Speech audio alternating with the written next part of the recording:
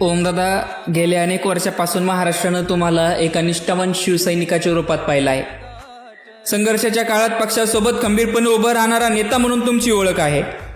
आज तुमच्या जाण्याच्या चर्चांनी हजारो शिवसैनिकांच्या मनात अस्वस्थता निर्माण केली आहे.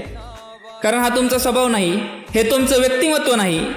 पद आणि सत्ता क्षणिक असतात, पण निष्ठेची ओळख आयुष्यभर टिकते. काळ बदलतो, परिस्थिती बदलते, पण माणसाने आपल्या विचारांशी आणि आपल्या माणसांशी प्रामाणिक राहणं महत्त्वाचं असतं. तुम्ही अनेक संकटांमध्ये पक्षाची साथ सोडली नाही, मग असा निर्णय का? ओमदादा, अजूनही वेळ गेलेली नाही. हजारो कार्यकर्ते, लाखो मतदार आणि तुमच्यावर प्रेम करणारे शिवसैनिक आजही आशेनं तुमच्याकडे पाहत आहेत. एकच विनंती, निर्णय पुन्हा एकदा विचार करा. कारण पक्ष सोडणारे अनेक येतात आणि जातात, पण निष्ठेची उदाहरणं इतिहासात कायमची कोरली जातात. ओमदादा, निर्णय बदला, अजूनही वेळ गेली नाही.